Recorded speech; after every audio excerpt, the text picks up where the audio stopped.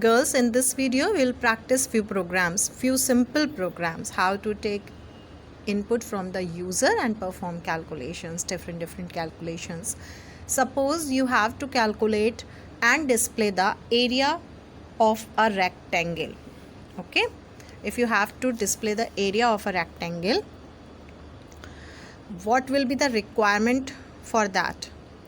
You need to know the length and breadth of the rectangle, because the area of rectangle is equals to L into B, length into breadth. Okay, so the question is, write a program to accept the length and breadth of a rectangle from the user. Okay, you have to take the input from the user and display the area. Before calculating the area, we need the values of L and B. We have done initialization methods in so many programs, simply taking values in the variables. Okay, like int a equals to 2, int b equals to 3. We have done this. Okay, now you need to practice the scanner method using scanner class. So in this, we will be taking input from the user. We will be using the method of scanner class, next int. So next int, next float. For that, you need to import the package related to scanner class, and scanner class is within utility package. So we need to import that package first. Import java.util.asterisk, or you can write java.util.scanner, s will be capital, semicolon. Then class, suppose area name I am taking. Okay, then public static void display, any method you can make. First of all, we will make the object of scanner class, as we are going to use the methods of this, the predefined inbuilt methods of this class. Okay, scanner within bracket system.in. So if you have to take the input from the user, you need to import the package, okay, related to scanner class. You will make the object of a scanner class. Then how many variables you need? 2. I am taking float, okay, because length and breadth can be in decimal. Float L comma B, L for length, B for breadth, and one area to store the area. Okay, now we need the values in L and B. Okay, and we have to take the input from the user. So with the help of SOPLN method, SOPLN, we will be asking for the values. Please enter the length. Okay, this is the message only. Okay, this message will be displayed on the screen.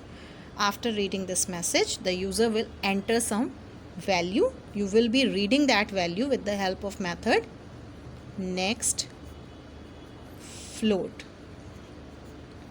This is the method which is in scanner class. Okay, and that is why we have imported the package related to that class, as we have to use the method, this method of scanner class. Okay, next float. To read int, we have next int method. For float, next double. Okay, we will be using with sc dot. Object we have created with the name sc, so sc dot next float. This will read the value, float value. Okay, then we will store that within. So this function will read the value whatever the user is going to enter.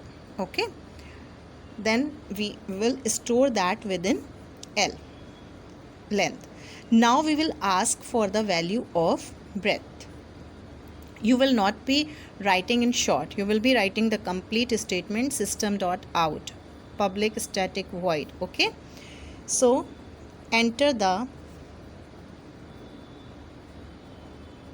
breadth. of rectangle. Okay, after reading this message also, the user will enter the breadth. So we are storing that within variable b with the help of method again next float, as that value will also be in float, can be decimal number. Okay, now we have both the values L and P. We have length of the rectangle and breadth. Okay, we need to calculate the area now. Area equals to L into B. Simply print the answer. Result system dot out dot print ln area is equal to variable area. Okay, this is the message part. Area is equals to, and after this message we are printing the value of this variable area. Okay, curly brace closed for class as well as for function. First for function and this second one is for class. Okay, so this is the program to calculate the area of rectangle. Suppose if you have to calculate area of any other shape, then for that particular program, you will find first that what are the requirements of that program. Okay, suppose in case of a square, if you have to print the area of a square, in a case of a square you need only the value of side. Okay, so you will be asking for only for side. You will be taking one variable. Please enter the side of a square. You will store that within S, and then area equals to whatever the formula, S square. Okay.